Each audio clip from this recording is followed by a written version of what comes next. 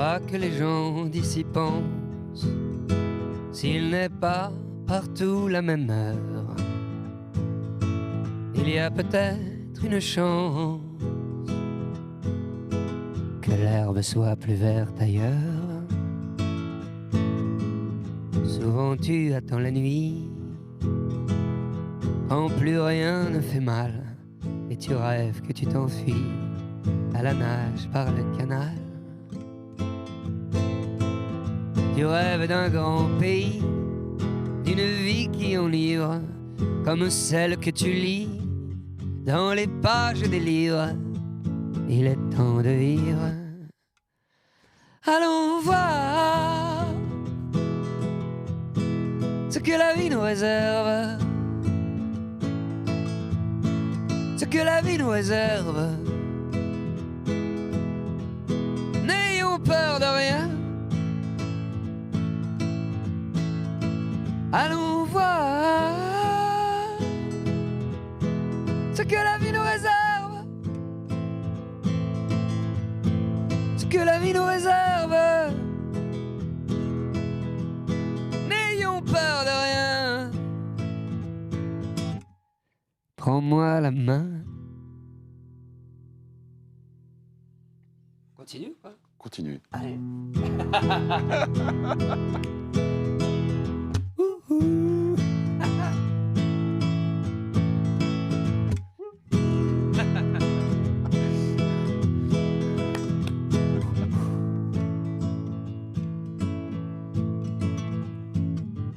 Tu meurs d'envie d'aller voir par toi-même faire tes preuves.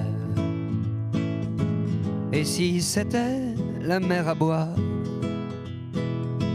bien que la mer t'abreuve, le ciel sera toujours bas à ceux qui vivent sans courage. Tu ne les écoutes pas quand ils disent ce n'est pas de ton âge. Et tu vas vers ce pays, vers cette vie qui enivre, comme celle que tu lis le soir dans les pages des livres. Il est temps de vivre. Allons voir ce que la vie nous réserve, ce que la vie nous réserve. N'ayons peur de rien. Allons voir ce que la vie nous réserve, ce que la vie nous réserve. N'ayons peur de rien. Prends-moi la main. Merci. Merci beaucoup, beaucoup, beaucoup, beaucoup. Et bienvenue dans cette deuxième partie de notre entretien avec Feu Chatterton. Merci, j'avais l'impression que vous auriez pu continuer ce morceau pendant des heures et des heures. Il a ce côté comme un blues. En fait, on peut le jouer à l'infini. Peut-être il aurait pu y avoir 3 couplets, 4 couplets. Je pense J'ai que... pas assez écrit. Ouais. Non, au contraire. Mais il paraît que vous on a n'écrivez pas. réduit. Non, au contraire. Ah ouais, je pense que si on avait été plus jeune, on en aurait fait un morceau de 10 minutes avec une improvisation dessus. Au milieu. On a essayé de faire ce qu'on essaie de faire depuis toujours, c'est d'aller vers la chanson. On essaie de faire une sorte de chanson parfaite. C'est un peu le défi de tous les chansonniers. Comme on a parlé la semaine dernière de Brel. Et c'est vrai que c'est un défi pour nous D'aller à l'essentiel. D'aller à l'essentiel et raconter beaucoup d'émotions, mettre beaucoup d'idées et de sentiments dans très peu de mots et de très peu d'accords aussi. Et ça nécessite quoi comme discipline ? C'est quoi ? Il faut couper tout le temps. C'est de se retenir. Ouais. Ouais, il y a une tentation quand on... En fait, c'est difficile de savoir à quel moment il faut laisser aller cette joie enfantine de jouer, tout simplement, parce qu'en fait, on prend plaisir à jouer. Ça c'est se essentiel. voyait. Vous aviez l'air de deux gamins en train de faire ça sous un Porsche. Ouais, là, j'aurais pu être à la plage, autour d'un feu. Mais en plus, on est 5. Donc, tout le monde a envie de s'exprimer. Là, ce qui se serait passé, on aurait joué les accords, il y en a un qui aurait commencé un solo, l'autre qui a suivi. Après, il y aurait plein de solos comme ça sur une grille un peu simple. Et en même temps, il faut ce plaisir, c'est essentiel, sinon la chanson, elle repose sur quoi? Il n'y a pas un moment, cette joie de partager, de dialoguer et de raconter quelque chose. Et d'un autre côté, quand même de se demander, quand on parle à l'autre, parce que dans la chanson, il y a quand même l'idée d'une adresse, discuter, d'échanger avec celui qui écoute, de ne pas être égoïste. C'est difficile de trouver la bonne mesure. À quel moment ce plaisir que tu ressens, il va être partagé, parce que le but, c'est quand même de transmettre un frisson que toi, tu ressens, et de ne pas trop s'apesantir. Vraiment, on a compris, là. On a compris le morceau. On a compris. Qu'est-ce que tu veux nous dire? Est-ce que tu veux... Allez. On ne tranche pas, hein. On a des morceaux de 10 minutes où notre plaisir nous suffit. On a confiance dans le fait que cette joie de faire de la musique, de kiffer la musique à 5, elle va se ressentir, elle va être partagée. Et d'autres fois, on sent qu'il faut ramasser le sens, c'est le propos.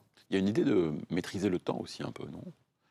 Dans votre façon de faire, cette idée de comment on s'agrippe au temps, comment on le maîtrise et comment on fait en sorte de ne plus le sentir passer. Ouais, en tout cas, les plus beaux moments de création sont des moments où le temps se suspend, même pour nous. Et quand il s'est suspendu pour nous, il y a peut-être une chance, une once de chance qu'il soit suspendu. Pour celui qui écoute. C'est vrai qu'on est quand même a quand même cette sensation de faire résistance. Tout est un flux aujourd'hui. La vie court, on court, et on est les premiers à être pris par à être happés en fait, par cette fuite en avant. On sent quand on fait de la musique, c'est une forme presque de discipline méditative. On arrive à se réapproprier un peu cette pesanteur du présent. C'est une nécessité? Ouais, de vivre au présent, oui. Qui vit au présent? Quand est-ce qu'on vit au présent? Aujourd'hui, avec le téléphone dans la poche et toutes les sollicitations en puissance, avec ces flux continus qui ont façonné notre manière d'être au monde aujourd'hui. Je pense que c'était, il y a 50 ans, beaucoup plus de gens qui étaient capables de vivre une journée entière au présent. Aujourd'hui, c'est super difficile. La musique le permet. Donc quand nous, on le vit, un instant de musique où on arrive, et c'est pas toujours le cas, hein, même parfois, on fait de la musique, on est en train de penser à autre chose. Mais c'est une discipline en soi qui est un plaisir, hein, comme certains font du sport, du yoga, de la piscine, je sais pas, un truc qui les remet dans qu'est-ce que tu vis maintenant. Et quand on arrive à voir ça, on dit qu'on aime penser que ceux qui vont écouter notre musique vont être... C'est pour ça que parfois c'est un peu ambitieux, hein. On fait des morceaux longs avec des tempos lents. On a de l'espoir, quoi. On est optimiste sur le fait que ceux qui vont le recevoir vont se dire « Ok, je m'assois sur un banc, je prends ce moment ». C'est pas de la musique easy listening où on peut la mettre en fond et discuter, c'est vrai. Il y a une tradition quand même dans cela, et j'ai l'impression que vous inscrivez aussi dans cette tradition de certains groupes. Je pense comme ça, hein, vraiment dévoté à un groupe comme Pink Floyd, par exemple, qui avait cette idée de morceaux très longs, mais aussi peut-être surtout un groupe que vous avez écouté, Radiohead, avec cette capacité à étendre le temps des morceaux, mais aussi cette capacité à faire des chansons qui peuvent être réduites à une très simple expression, comme vous venez de le faire là. Radiohead, c'est vraiment l'archétype d'un groupe qui a réussi à faire Creep, une chanson très simple, et en même temps Paranoid Android, qui est une chanson qui dure plus de 10 minutes et qui est très déstructurée. Nous, c'est aussi un phare...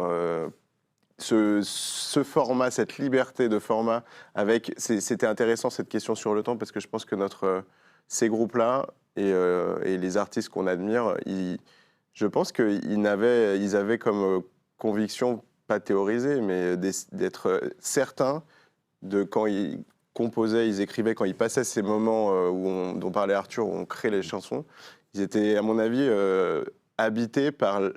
une idée peut-être très profonde de l'importance de ce qu'ils vivaient. Et en fait, on passe beaucoup de temps, tout le monde dans nos vies, à faire plein de choses auxquelles on attache très peu d'importance, en fait. Et je pense que c'est un des problèmes qui nous habite tous. On est le téléphone, on parlait d'Arthur, mais on passe beaucoup de temps, nous, sur les réseaux sociaux. D'ailleurs, ça fait partie de notre métier aujourd'hui. Et pourtant, on sait que on passe beaucoup de temps à faire des choses dont on n'est pas très heureux d'avoir fait après, quand tu as passé 1 heure à scroller, et je le fais souvent.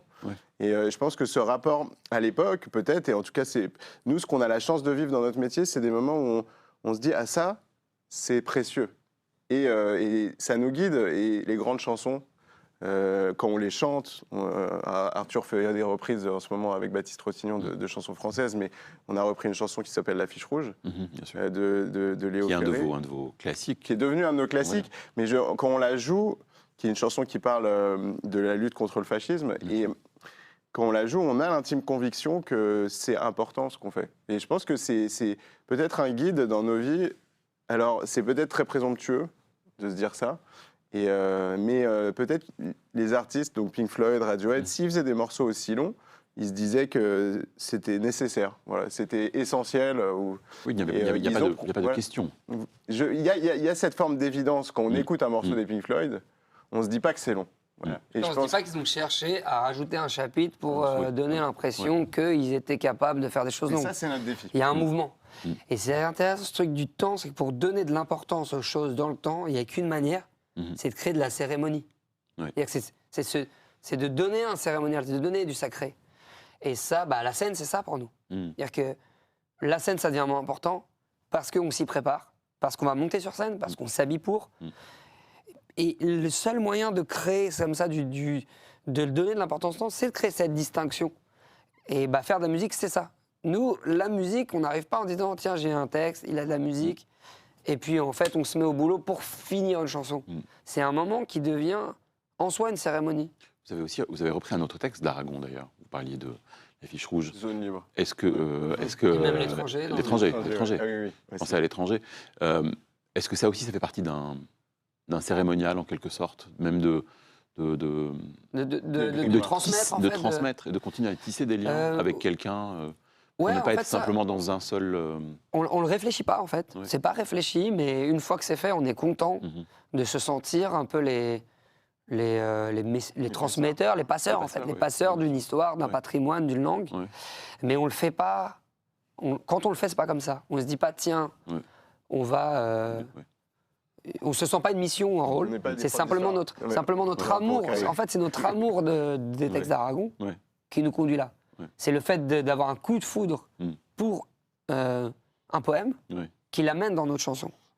C'est pas le 6e membre du groupe. Non, mais par contre, je pense que c'est un coup de foudre pour des textes d'Aragon. On en a plein, mais ces morceaux-là, L'Affiche Rouge, Zone Libre, quand on l'a écrit, quand on l'a mis en musique, ou L'étranger, c'est un moment dans nos vies où on se dit c'est important pour nous de le partager. Alors au départ, c'est l'important pour Arthur de le partager avec nous. Et donc nous, on est en train de faire de la musique. Et là, il sort L'étranger. Il aurait pu sortir un autre texte où il sort. Ou L'Affiche Rouge, c'est un bon exemple parce que L'Affiche Rouge, c'est en fait, je leur dis pas les gars, au fait, il y a ce poème d'Aragon que j'aime bien, essayons quelque chose. Non, ils jouent de la musique, on improvise comme à notre habitude. Et là, ce qu'il joue, je me dis, ce texte-là, il trotte dans la tête depuis super longtemps, je l'aime tellement. J'avais essayé plusieurs fois de le jeter dans la musique, et il avait été rejeté, parce que c'était pas le moment, en fait. Et c'est le génie des plus grands auteurs, des plus grands poètes, de continuer à nous parler à notre présent. Alors qu'ils ont écrit des choses il y a 50 ans, 100 ans, 200 ans, 300 ans. Je pense à des Baudelaire, des Rimbaud, des Villon. Et puis voilà. Et c'est ça, en fait. On va puiser dans un témoignage d'un conteur, d'un poète humain qui tape un moment. Et donc, en fait, quand je dis le texte d'Aragon, eux, ils se disent pas tout de suite « Tiens, c'est Aragon ». Ils se disent « Ah, il a l'air cool, son texte ». Ah tiens, il est peut-être un peu plus cool que d'habitude. C'est lui qui l'a écrit celui-là non, mais ça se passe vraiment, vraiment comme ça. Et je pense même, par exemple, quand L'Affiche Rouge est arrivée sur scène, parce qu'on a commencé à la jouer, il la chantonnait parfois en impro, parfois sur des phases d'improvisation pendant le concert. Et un jour, on se dit, on va la jouer.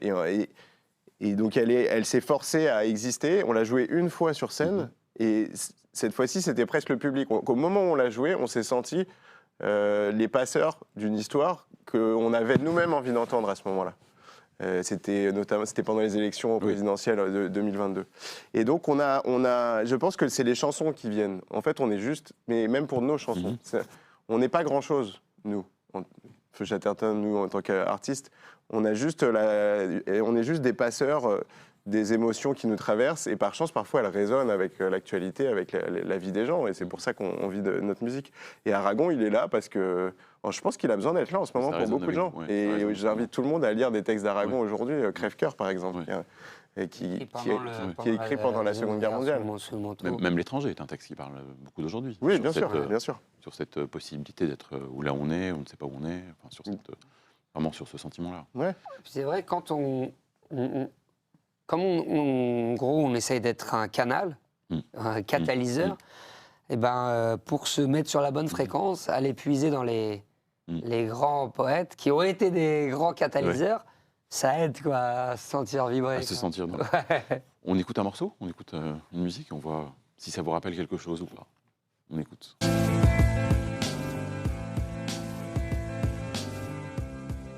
Ah oui. Vous connaissez ? Ouais, c'est faux. C'est faux, exactement. Ouais, j'ai mis longtemps et je me suis dit, ah, c'est cool. Non, mais c'est vrai, ça a marqué notre histoire, nous. Oui. Le Fauve, c'est le groupe qui a hélas disparu, mais qui était, au moment où on a commencé, nous, Feu Chatterton, a fait partie de cette génération d'artistes qui ont remis la langue française dans le rock et dans la pop. Et nous, on arrivait, on était dans notre cave, on faisait ça, on se disait, ah, en fait, on peut trouver un public. Ils ont tout de suite trouvé un public. Il y avait le groupe La Femme aussi. Oui, absolument. Il y avait un artiste qui s'appelait Lescott. En fait, il y a une nouvelle vague de chansons françaises, parce qu'on oublie maintenant, ça fait 15 ans, tout le monde chante en français. Mais quand on a commencé, nous, c'était encore la fin de la French Touch. Absolument. Et donc, à chaque fois, je regardais et disais, ah, c'est sympa. Et après, ils faisaient une grimace, ils disaient, mais c'est en français. Et un truc, c'est inconcevable aujourd'hui, on a oublié. Oui, tout à fait. Pour ça, je dis que parfois, les jeunes musiciens, faites ce que vous avez dans les tripes et qui est vous. Parce que, de toutes les manières, suivre une tendance, ça ne sert à rien. Peut-être que ce que vous avez à donner ne trouvera pas tout de suite sa public, mais en tout cas, il n'y a rien d'autre à faire que le but, c'est d'éclore, c'est de faire quelque chose qui soit vous. Mais voilà, et à l'époque, et là, il y a Fauve qui arrive. Et d'un coup, il y a Fauve, La Femme, Lescott. Et moi, je regarde dans le journal, je vois ça, je dis, regarde, c'est en train d'arriver. 2 ans. Peut-être quoi, une chance. Oui, c'était vraiment de ça. Et nous, ça que ça m'a évoqué. Ouais, nous, on a fait leur première partie. Oui. En fait, au Bataclan pendant une semaine, en 2014. Oui. Et avant d'avoir même sorti notre première EP. Et ils nous ont fait confiance aussi. Ils nous ont dit, ce que vous faites, ça mérite d'être entendu. Venez jouer avec nous au Bataclan. C'était au Bataclan. Et on était très impressionnés de voir ce qu'ils arrivaient à faire sur scène, leur jeu de scène, leur capacité à échanger avec le public. Et moi, encore aujourd'hui, on a joué au Canada il n'y a pas longtemps. Oui, il y avait un peu. On a joué au MTLUS, c'est une grande salle un peu comme l'Olympia à Montréal. Et on avait fait leur première partie là-bas en 2015 ou 2016. Et franchement, j'avais pris une claque en termes de show. Et là, y retourner. Maintenant, on a un peu cette place. C'est-à-dire que maintenant, on est en... Et ça m'a fait un truc de me retrouver dans les mêmes loges et de me dire, en fait, il y a 10 ans, on était en première partie de Fauve dans cette salle et on n'était pas capable d'aller chercher, on n'avait pas un public aussi large. On n'avait peut-être pas trouvé notre place et on a mis du temps. Nous, on n'a pas explosé comme Fauve d'un coup. On a mis plusieurs albums à éclore et maintenant... C'est vraiment 2 trajectoires très différentes, à partir quasiment d'un même terreau. Eux, c'est arrivé d'un coup. Je pense que le fait que ça soit arrivé si vite, ça a fait qu'ils ont arrêté. Parce que je pense qu'ils avaient énormément d'autres choses à dire. Et ça, c'est arrivé en 2-3 ans. Ils ont tellement eu une vie qui a été tellement révolutionnée qu'ils n'ont pas réussi à continuer. Enfin, ils en ont eu marre. Et ce que je peux comprendre, c'est dur, en fait, d'une certaine manière, de passer d'une cave et tout d'un coup à faire des zéniths. Bien sûr. En un an, ça peut être... Nous, ça ne nous est pas arrivé. On a fait des bars, des salles moyennes, des salles plus grandes. Et aujourd'hui, on est à Bercy, mais ça a mis 10 ans. Mais ce qui est marrant, c'est que quand le succès ne vient pas de suite, on croit que le succès qui arrive vite, c'est une bénédiction. Et que la résistance, les choses qui viennent lentement ne le sont pas. Franchement, je me retourne sur notre parcours, je me dis que pour nous, c'était le contraire. C'était une chance que les choses s'établissent dans le temps et mûrissent lentement. Parce que vu comment on est tous les 5, ensemble, on n'aurait pas tenu, on n'aurait pas survécu. Surtout, on n'aurait pas eu le temps d'éclore, de devenir nous-mêmes, de continuer à chercher qui on est. Mais En tout cas, ça prend du temps de trouver une forme qui ressemble un peu à... Encore une fois, la question du temps. Du temps, oui, mais aussi de rapport au succès, ce qu'on imagine être un échec. Je ne veux pas entrer dans les poncifs, voici l'échec, c'est l'apprentissage. Mais oui, mais parfois, tu sais, tu espères tellement quand tu débutes. Personne ne croit en toi, tes parents t'ont fait des longues études, qu'est-ce que tu fais? Tu joues dans une cave, moi, on a eu de la chance de pas avoir des parents comme ça, tous les deux, mais il y a quand même ce truc d'exister socialement, de vivre de son métier, cette obsession quand tu débutes. Aujourd'hui, on le voit avec les jeunes qui débutent, c'est encore plus dur. Ouais. Faut avec la nouvelle génération, là, tu dis, mais comment on n'a plus le temps. Je veux vivre de ce métier, je veux faire ça. Et tu peux être obsédé par ça et espérer des choses tout de suite très grandes. Je me souviens que nous, au début, on se disait juste ce qu'on veut, c'est juste que notre temps soit occupé par ça. On prend un van, on va jouer. Si chaque jour, on est occupé à faire de la musique, ça va. On écoute encore un morceau.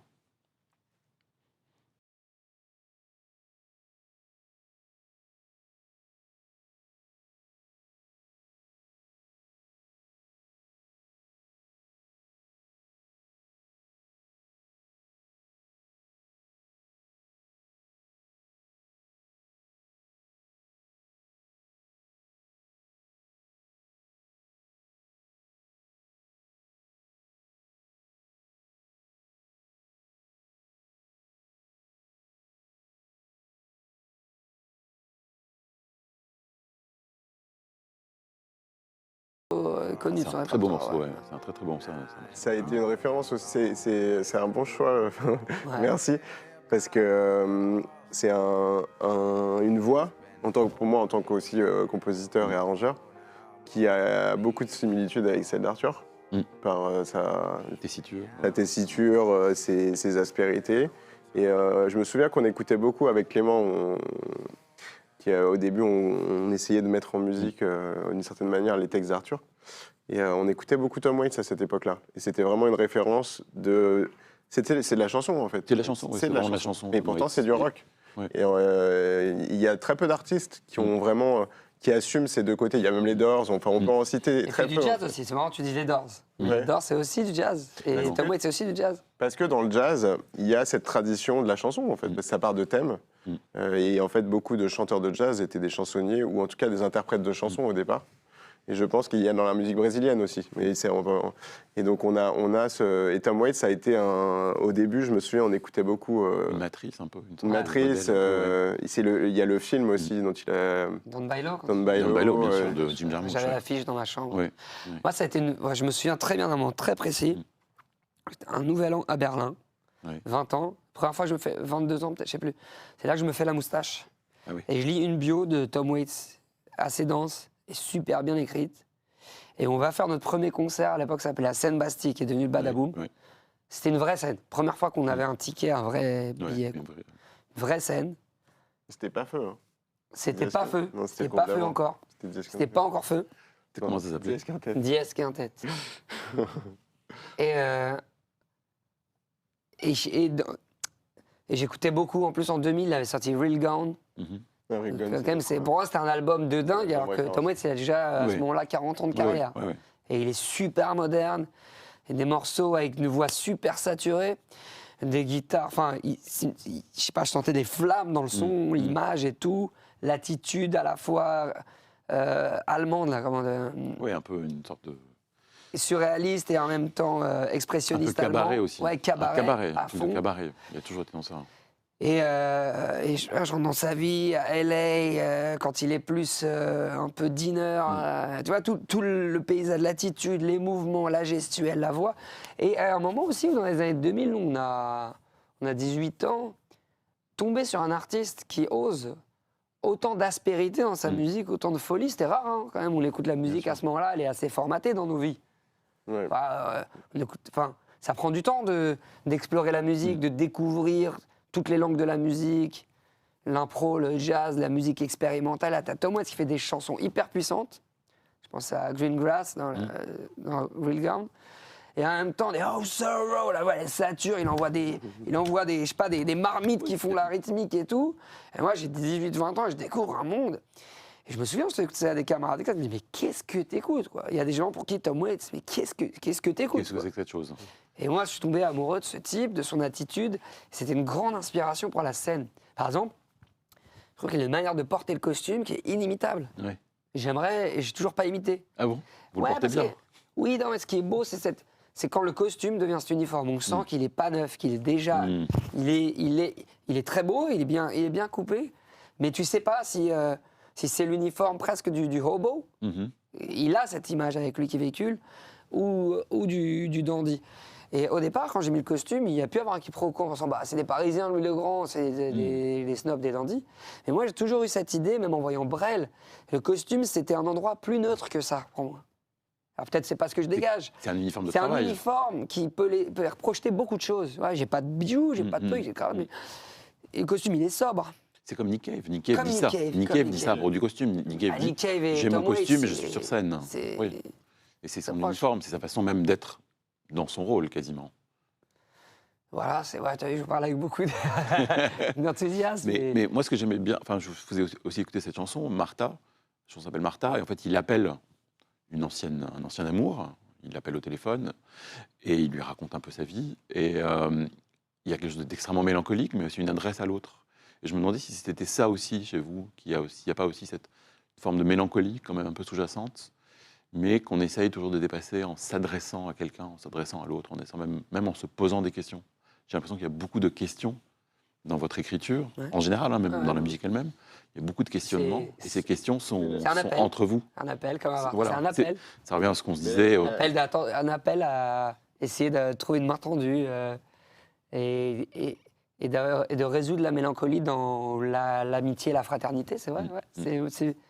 C'est bien résumé quand même. C'est même la façon, on parlait d'Aragon, même la façon de réinterpréter Aragon, elle est aussi dans cette idée-là, dans cette main tendue, en fait, de dire voilà ce qu'il y a eu, voilà ce qu'on en fait aujourd'hui, partageons. En plus, si on suit un peu notre écriture, on a été beaucoup dans la mélancolie, pas forcément avec une main tendue au début, plus sombre au début du groupe, surtout les 2 premiers albums, je dirais. Et progressivement, on a retrouvé une forme de main tendue, de questionnement.